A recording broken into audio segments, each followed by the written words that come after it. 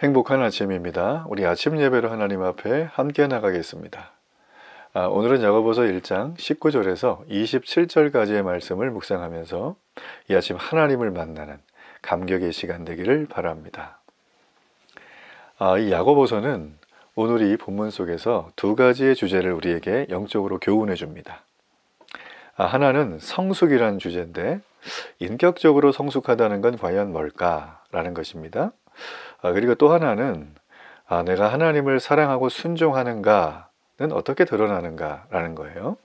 자, 우리가 먼저 이 인격적인 성숙함에 대해서 한번 좀 살펴보기를 원합니다. 자신이 조금 손해를 보거나 어떻게 좀 부당한 대우를 받을 때가 우리가 일상생활 하다 보면 있죠.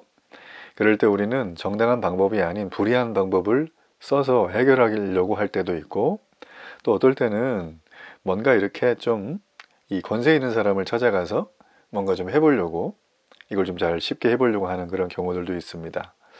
어떨 때는 그냥 갑자기 앵거리보드가 되는 거예요. 푹 주체할 수 없을 정도로 내가 혈기를 부리면서 지금 나의 이 손해와 이 부당한 대우에 대해서 막 노발대발하며 얼굴에 혈색이 무지개색이 됐다가 막 하얀색이 됐다가 이러고 있는 건 아닌지, 내가 말이 빨라요. 평소에 나는 성격이 급해요.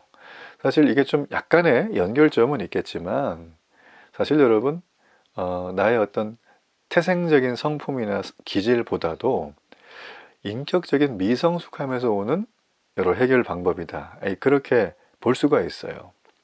자, 그렇다면 이 야고보는 우리가 일상생활 다반사로 일어나고 있는 그런, 어째 보면 내 뜻과 맞지 않은 상황이 계속 진행되어질 때 야고보는 우리에게 어떻게 영적인 교훈을 주고 있는가 한번 살펴보자는 거죠. 야고보는 19절에서 말합니다. 듣기는 속히 하라, 말하기는 더디하고 성내기도 더디하라, 이렇게 되어져 있어요. 자, 성내는 걸 더디하라고 한 이유가 20절에 바로 나오죠. 이건 하나님의 의를 이루지 못하기 때문이다 라고 말을 합니다. 사실 이 야고보서는 신약의 잠언이라 불릴 만큼 이 잠언과 공통점이 굉장히 많습니다. 우리 잠언할 때 살폈었죠. 이 잠언서에 가장 많이 나오는 게 말에 대한 부분이 나오죠. 그리고 다른 사람의 이야기를 경청하는 자세가 지혜로운 사람이다 라고 항상 얘기를 합니다. 자, 그러니까 정리하자면 다른 사람의 말을 경청하고 듣지 않은 채 내가 하고 싶은 말을 하면 문제가 생긴다는 거예요. 그 잠언 15장에 보면 의인의 마음은 대답할 말을 깊이 생각하지만 악인의 입은 악을 쏟는다 라고 돼 있어요. 우리는 어려움이나 뜻하지 않은 일을 만났을 때 불만을 쏟아낼 때가 많죠. 다른 일을 비난할 때가 있고, 여러분 그렇지만 잠언은 얘기하죠. 하나님 말씀을 잘 들어야 한다. 그러니까 사람과의 관계에서도 마찬가지죠. 자신에게 부당하다고 여겨지는 어떤 상황, 이런 게 왔을 때 우리는 그냥 무의식적으로 굉장히 섣불리 그냥 혈기를 내는 경우가 있는데 그러지 말아야죠. 왜냐하면 심판은 우리의 몫이 아니라 하나님의 것이죠. 하나님께 넘겨드리세요. 그래서 야고보는 여기 보면 빠르게 하라는 거는 듣는 걸 좀 빠르게 하라는 거죠. 경청, 이걸 훨씬 강조했죠. 그리고 느리게 하라는 거는 말하는 것도 듣고 나서 해라. 그 다음에 성내는 것도 듣고 나서 성내라. 이렇게 하라는 거예요. 아마 빨리 듣고 말하는 것도 절제해가면서 계속 듣는다면 성내는 빈도가 현저히 줄어들 것입니다. 자, 그래서 야고보는 결론적으로 듣고 말하고 성내는 것을 어떻게 해야 한다고 행동에 대해서 명령한 부분이 아니에요. 19절, 20절. 야고보가 하고 싶은 얘기는 바로 태도나 인격에 초점을 두고 그러한 문제에 있어서 어떠해야 한다고 명령을 해주고 있는 것이죠. 여러분, 그러므로 21절은 굉장히 중요합니다. 여기 보면 모든 더러운 것과 넘치는 악을 내버리라, 이 버리는 거죠. 근데 잘 받아야 될 게 있어요. 바로 우리의 영혼을 능히 구원할 바 마음에 심어진 말씀을 온유함으로 받으라는 거예요.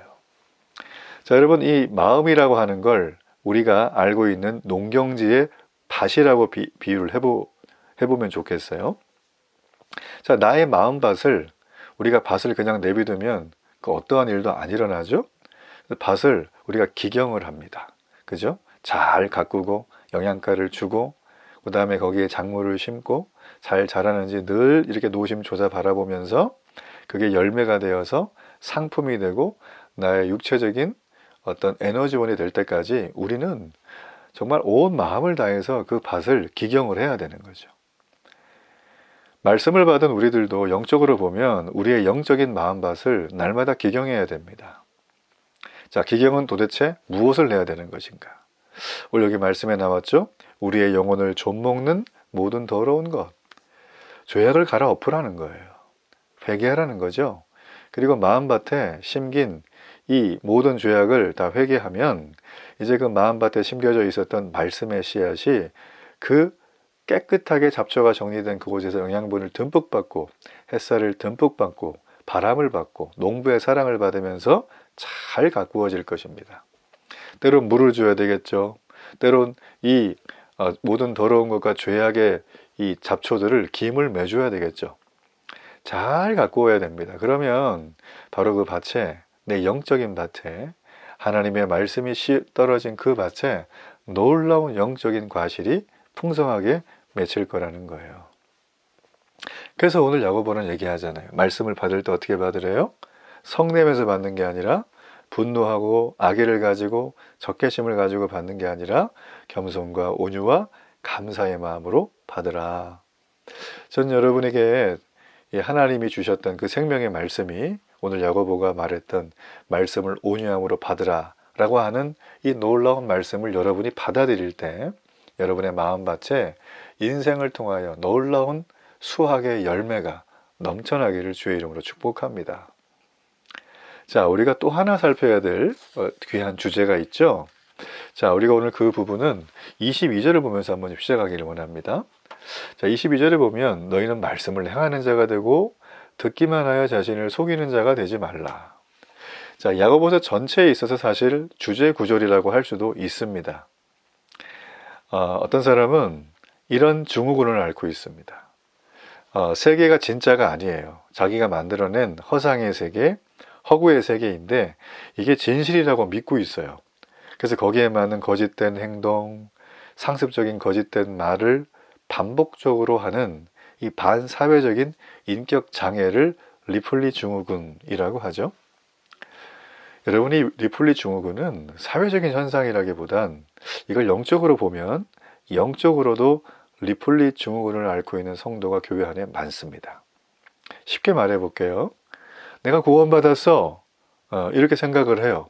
그래서 너무 그냥 구원에 대해서 받은 거를 맞아, 난 이제 구원받았으니까 죄인이었다가 의인이지 나는 이거 반드시 기억하고 평생 잊지 않을 거야. 그런데 구원을 주신 분에 대한 감사가 별로 없어요. 우리로 말하면 은혜로 구원받았잖아요. 그분이 다 하셨기 때문에. 근데 이 은혜를 전혀 기억을 안 하고 망각하고 살아요. 이게 바로 영적인 리플리 증후군입니다. 자, 이런 분들의 특징. 대부분 이런 분들은 하나님이 주신 의로운 옷이 아니라 내가 스스로 나는 구원받았지. 이걸 옷으로 만들어서 입고 다녀요. 이 얘기는 자기 의에 빠져 산다는 거예요. 자기 의에 빠져 사니까 하나님 말씀을 읽거나 또 하나님이 뭐라고 이렇게 자기에게 공동체에게 뭐라고 하시면 자기의 의의 기준에서 그걸 막 재단해요. 하나님 이건 틀린 것 같은데요. 막 이런 식으로. 예. 문제가 심각하죠. 이런 분들은. 그러니까 자기 의에 빠지게 되면 필연적으로 상대를 판단하고 상대를 자기 기준에 맞추려고 애를 쓴다는 거죠. 자, 이것이 무엇이냐면 바로 자기 기만입니다. 여러분, 우리가 이 리플리 증후군에 너는 빠졌고 나는 괜찮아 이런 사람은 아무도 없죠. 그래서 우리는 늘 말씀을 행하는 자가 되라 라고 하는 이 야고보 말씀에 귀를 기울여야 됩니다. 듣기만 하는 사람들은 쉽게 말하면 말씀을 듣고 어느 정도 깨달음까지가 왔는데 행동으로 옮기지 않는다? 이거는 불순종하는 신앙인이에요. 아주 엄밀하게 말하면. 말씀을 듣고 깨닫는 건 사실은 굉장히 정교하게 되어져 있는 다른 종교나 심리사회 철학 이런 걸 보면 훨씬 더 깨달음이나 감명을 주는 것들도 있을 수 있습니다. 그러나 하나님은 우리가 깨달음만 없기를 원하는 게 아니에요. 말씀을 들었다면 행하는 자가 되라고 말을 하는 것입니다. 자, 그렇지 않으면 너는 너 자신을 속이는 자다. 이렇게 우리에게 얘기해주고 있는 거예요. 깨달은 대로 행하다 보면 때로 그 깨달음이 반감되는 고통의 과정으로 들어갈 수가 있습니다. 여러분, 그렇지만 우리가 이 봄에 뿌린 이 벽시가 가을에 돼서 추수를 거둘 때까지 얼마나 많은 농부의 수고, 다이나믹한 환경의 변화, 이런 게 있습니까? 결국 그 벽시가 나중에 자라고 자라서 벼가 되고 거기에서 이제 우리가 소위 말하면 쌀나무가 되는, 거기까지 가는 거는 열매를 보면 알 수가 있어요. 그러므로 우리는 말이 아니라 삶으로 열매를 맺는 신앙인이 되어야 됩니다. 세상 사람들은 우리의 메시지보다 메신저인 내게에 더 주목을 해요. 즉 삶을 보고 따라온다는 거예요. 아무리 전도를 해도 사람이 안 온다? 그러면 한번 내 자신을 제대로 점검을 해봐야 됩니다. 내가 도대체 어떤 메신저의 삶을 살길래 저들이 그렇게 나를 바라보는가. 그래서 26절과 27절은 이 경건이라는 말이 공통적으로 드러나게 되어져 있죠. 누구든지 스스로 경건하다, 그죠? 그리고 정결하고 더러움이 없는 경건, 이런 얘기가 나와 있습니다. 이 경건 그러면 좀 나랑은 거리가 멀어. 나는 뭐 너무 좀 세속적이거든. 하루에 한번 주님을 한 10분 생각할까? 이렇게 생각하면서 자기가 불경건하다고 생각하는 분들이 의외로 많습니다. 자, 이걸 한번 좀 제대로 보자는 거예요. 자, 이 경건이라고 번역되어 있는 단어는 신약 성경에 총 4번 등장합니다. 이 단어는. 여기서 말하는 경건은 의식적이거나 외형적으로 행해지는 종교 행위를 말합니다. 그러니까 내면, 마음속에 품는 종교성 신앙심을 뜻하는 게 아니에요. 그건 체크가 안 되죠. 여기서 말하는 경건은 외적으로 나타나는 종교적인 행위, 의식, 종교 생활을 뜻하는 단어예요. 자, 이 단어가 이제 신약에 4번 등장하는데, 사도행전에 보면 종교라는 단어를 쓰기도 하고, 골로새서에 가면은 이게 경건이란 말이 아니라 숭배하다, 이렇게 번역이 되어 있기도 해요. 자, 오늘 본문에도 보면 동일합니다. 외적인 종교 행위, 의식, 종교 생활을 뜻하는 거예요. 그래서 여러분, 우리가 26절을 한번 정리를 한번 해보면 26절에는 누구든지 스스로 경건하다 생각하며 자기 혀를 재갈 물리지 아니하고 자기 마음을 속이면 이 사람의 경건은 헛것이라, 이렇게 돼 있잖아요. 읽으니까 감은 오죠? 이거는 경건이 헛것이래. 뭔가 쭉 봤더니 말을 함부로 하는 사람. 그렇죠, 그죠? 네, 말을 함부로 하는 사람.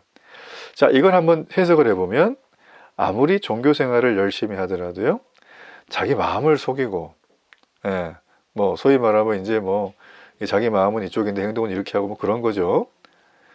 그러니까 종교 생활은 잘하는데 말 그대로 진짜 믿는 건 아니다, 이런 거겠죠. 그리고 혀에 재갈을 물리지 않으면, 여러분, 재갈은 누구한테 물려요? 경주 말하든지 소라든지 여기 이렇게 고삐를 뚫어서 재갈을 물리잖아요.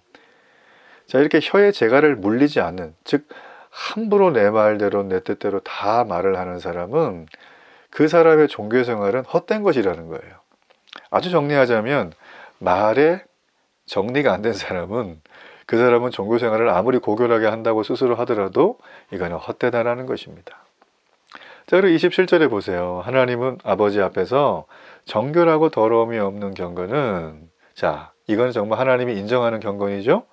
고아와 가부를 환난 중에 돌보는 자다.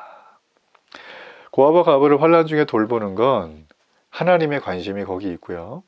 우리가 이 땅을 살아가면서 다양한 경제적인 상황, 신체적인 상황, 여러 가지 삶에 우리가 가지고 있는 선택지가 다르잖아요. 이거는 내가 잘해서 한 게 아니라 바로 하나님 아버지의 마음이 있는 그 대상들을 향하여 사랑과 섬김이 흘러가도록 하기 위함이라는 거죠.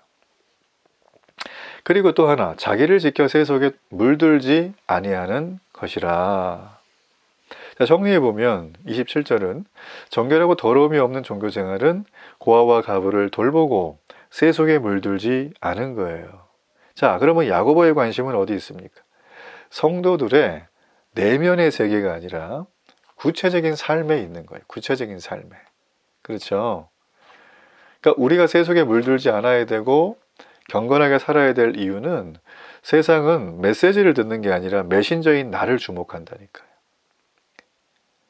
성도는 세상의 방식을 흉내내는 존재가 아니죠. 왜냐하면 성도는 이 땅을 살아가지만 세상에 속해 있지 않죠. 그렇기 때문에 우리는 세상에서는 고아와 가부를 내가 도울 필요가 있어? 라고 하지만 세상에 속해 있지 않은 성도이기 때문에 그들을 하나님 아버지의 마음으로 보고 섬기는 겁니다. 하나님의 자녀로 그분의 사랑을 드러내는 거죠. 이게 바로 우리에게 주시는 진정한 경건이라고 말해주고 있습니다. 자, 정리하겠습니다. 우리는 인격적으로 성숙해지기를 누구나 다 원합니다. 인격적으로 미숙한 나 자신의 모습을 내가 보기도 싫고 주변에 그런 사람들이 함께 계시면 너무 불편해요. 나 때문에. 그죠? 또 하나 우리는 하나님을 얼마나 사랑하고 순종하는가 이걸 말로만 할 게 아니라 사람을 향한 태도로 실제로 경건으로 드러내라 라고 우리에게 말씀해 주고 있습니다. 여러분 이렇게 된다면 우리 주변에 주님을 모르는 모든 이 땅에 있는 영혼들이 복음을 듣고 하나님의 자녀로 새롭게 거듭날 줄로 믿습니다. 우리 그런 은혜가 여러분에게 있기를 바랍니다. 결단의 기도를 하나님께 드립니다. 살아계신 하나님, 내일이 뜻대로 되지 않을 때 내가 성내지 않고 온유한 자세를 가져야 되는 까닭을 깨달았습니다. 하나님, 어려움 중에도 하나님의 계획과 뜻을 바라보며 하나님과 동행할 때 고난이 의미가 있음을 깨닫습니다. 이런 인격적인 성숙함 뿐만 아니라 하나님의 사랑을 말만 하는 게 아니라 행함으로 전하는, 그래서 믿음이 진정으로 완성되는 그런 놀라운 은혜가 나의 삶 전체를 거쳐서 넘쳐나게 하여 주옵소서. 예수님의 이름으로 기도합니다. 아멘.